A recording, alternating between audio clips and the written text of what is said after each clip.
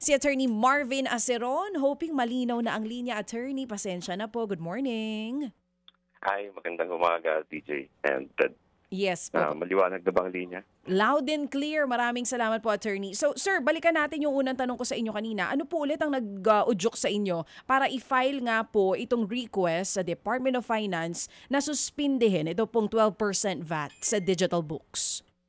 Kasi last week, bigla akong nabigla na nung sinubukan kong bumili ng libro ni Maria Ressa, How to Stand Up to a Dictator, biglang merong tax na nakalagay. Yung libro, mga $6, $10, $11. Then merong VAT, mga $1.07, which is mga 67 pesos. Sabi ko, saan ito?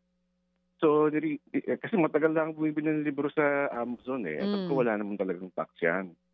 Sabi ko, bakit gano'n? So, nag-research ako ng konti, naipasa na pala yung batas at saka yung regulations dyan sa VAT on Digital Goods and Services. Yes at po. sa maang palad, nasama yung VAT sa digital books. Kumbaga, sinabi nila na yung digital books ay digital in content, so therefore they're putting the VAT on it. Mali yan. Sabi ko, hindi po pwede. Oo. Dahil maliwanag naman yung obligasyon natin sa Florence Agreement. Sige, explain lang po natin itong binabanggit nyo, yung Florence Agreement. Ano po bang nakapaloob dyan? Ang Florence Agreement ay isang treaty ng 1952 pa. Matagal na to, matatanda pa sa atin lahat. No? Sinasabi na ang mga bansang pumipirma dyan, kabilang ang Pilipinas, ay hindi pwedeng magpataw ng kahit anong duties or taxes sa mga bagay na mga libro, mga reading materials na nagpapalawag ng edukasyon sa mga tao. At matagal na tayong sumusunod dyan. Maraming batas na naipasa, maraming sirkulasyon na ipasa na ini-exempt talaga. Kahit pag-import ng mga libro, exempt yan dapat eh.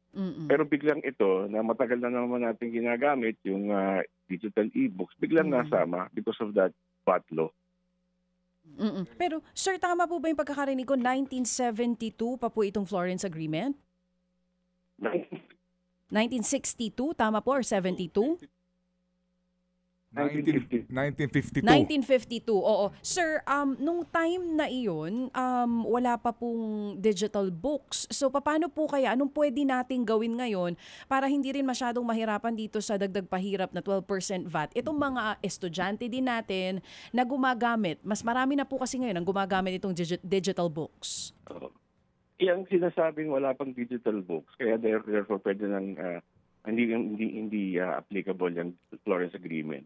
Hindi ako naniniwala dyan. Yan ang distinction na binibigay lang ng mga mga fake na pilosopo. Kasi ang libro, ang digital book ay talagang libro. Ang iba lang sa kanya, medium niya ay electronic material. Pero may title siya, may author siya, may subject siya, may mga pahina siya. In other words, sinahabol niya ang tsura ng totoong libro. Yung ibang digital books, mararamdaman mo na parang humahawak ka ng libro. Libro siya. Kung tatawagin mo siyang, hindi mo siya pwedeng tawaging video, hindi mo siya pwedeng tawaging recording. Libro talaga siya kasi text ang laman niya. Correct. Therefore, walang distinction sa digital books at saka sa normal books except yung physical medium. At yung ine-exempt naman ng Florence Agreement, hindi naman yung yung medium eh. Ang ine-exempt niya yung content, yung laman, di ba? Kaya regardless, covered tayo sa exemption dyan. Kumbaga po, doon tayo sa intent and spirit, no? Ito hong, Okay, so attorney, nabasa po namin ito pong inyong mahaba nga pong liham kay Ginoong Frederick Go through Ralph Recto na Executive Secretary ngayon. Meron kayong mga request nga dito, pero kaninyo, kapag hindi kayo pinakinggan, dudulog kayo sa kataas-taasang hukuman. Kasi wala nang choice eh. Ang talagang pwedeng mag-reverse ng sitwasyon na yan ay yung Secretary of Finance para magbigay siya ng directive sa Bureau of Internal Revenue na may problema tayo sa constitutional basis ng VAT na yan. Kung hindi naman nila gagawin yan, wala na. Kung Supreme Court lang dapat mag-aral yan kung tama pa talaga na hindi masama sa VAT ang digital books. Yan na yan eh. So I gave him 15 days. So bilang ko yun, ang humihingi ko lang naman sana ipasa na sa isang taong mag-aaral nito, tawag ng isang short meeting, kahit Zoom lang, para malaman ko kung ano bang direksyon ng gobyerno. Opo, opo. Sir, ang inyo pong liham ay may petsang November 28. Yes. Mawalang galang lang po sa ating Executive Secretary, kay Acting Secretary Go. Meron ba kayong binibigay pong palugit dito kapag hindi ho kayo nakatanggap man lang po ng sagot o kaya po positive action bago ho kayo madumulog sa Supreme Court? May they are given, public officers are given 15 days to reply. Siyempre, hindi naman ako magiging very strict dyan. Siyempre, I will understand it.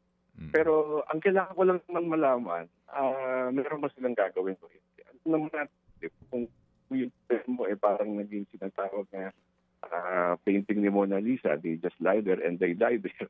Makikita naman natin yung follow up natin. At napansin ko, sinare ko kasi ito sa Facebook Maraming tao ang nag-share nito sa Facebook. Meron pa nga nag-tag kay Secretary Decco. Baka naman nakita nila. Konting ano lang, alam ko maraming mga malalaking problema ngayon sa Department of Finance. Pero ito malaking problema to ng mga educators at mga estudyante. Napaka-malaking problema dito ng mga tao. Actually, sir, I mean, with all due respect, no, to all concerned, this started with our legislators, no? Opo. Yes. Yung bumuo ng batas na ito, mukhang hindi nila yata mismong, baka hindi naging malawak ang consultation at hindi rin po napag-aralan ng husto kasi nga maganda po ang inyong argumento dito, no?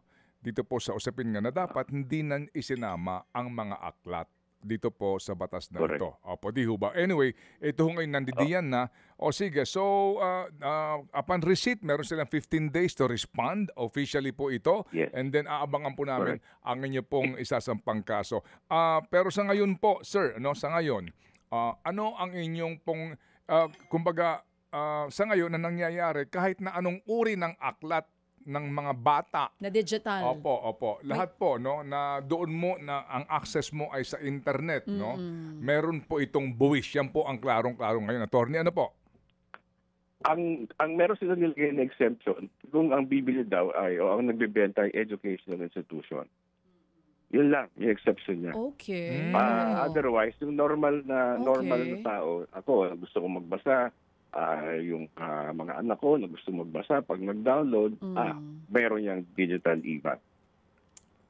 Kung educational institution ang exemption. Sila. Okay, pero Ang exemption. opo. So let us be clear, ano po. Okay, so well, apparently hindi po naman din natin pa nababasa ng lubos tong naturang batas, pero may exemption para po sa mga sa mga aklat na ginagamit sa college curriculum, elementary, high school, ganun po, exempted yon.